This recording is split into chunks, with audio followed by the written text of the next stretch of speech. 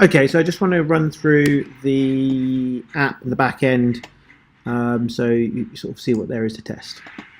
So first of all, we're going to load up the app. So now the app doesn't have everything embedded into it. It downloads it on first use because there was obviously the issues there of size of the app. So this is just allow for notifications. It's downloading files here. Some of the files take longer than others. They will be the videos that need to be downloaded.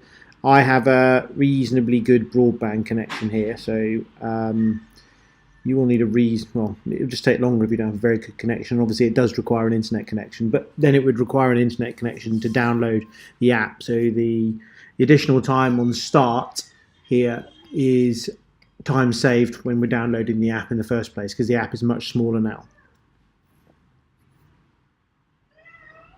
So yeah, we can see that.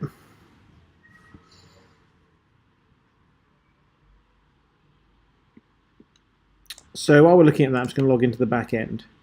So here are all the content, all the files and stuff like that. I won't go through with that at the moment because they seldomly need to be changed here. You can change, you can add videos, stills.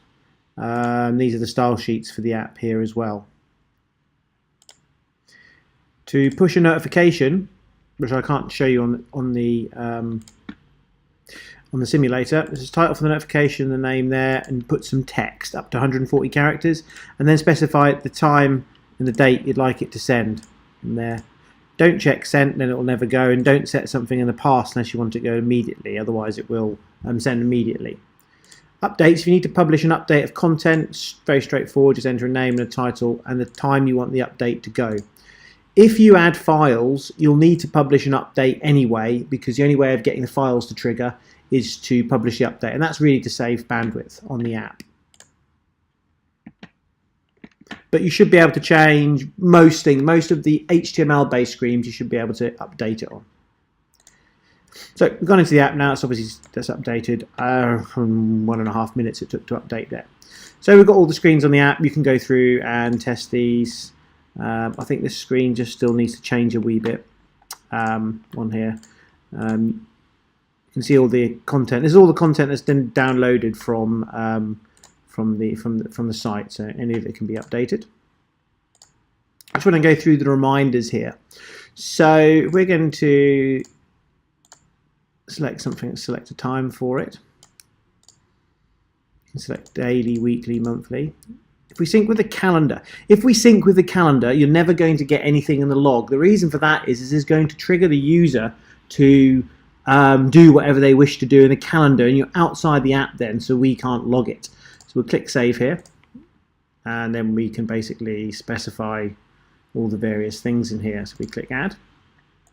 That's been added here as well. You notice nothing's in my log at the moment because that's a calendar one. Also, nothing will be in the log until you trigger the local notification. Now again, because I can only add a daily, I can only go 10 minutes advance, the video go on for very long, so you just need to let me know if you've got any issues with that.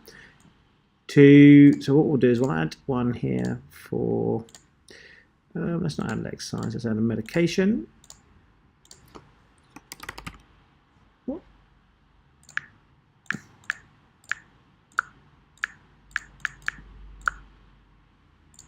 Don't sync with the calendar there. Obviously this one here will have triggered a local notification, which is going to happen in about 10 minutes. To delete anything, I'll click delete here. Now what is important to know, what we're going to do is go into the calendar here in the moment. Okay, so we've got our back rotation here, which ties in with that there.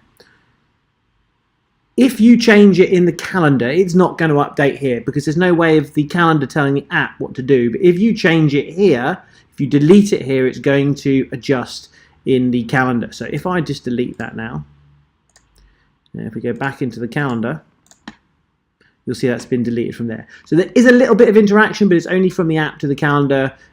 Apple or Android don't provide an ability to adjust here to send back into the app. There's no sort of, the calendar's not aware of the app, we're only aware of the calendar. But all the functionality should be in there. Oh, no, the only thing I've noticed is that I haven't quite been given help screens yet. There's a log there to get content for it, but everything else should be able to be tested and to go from there.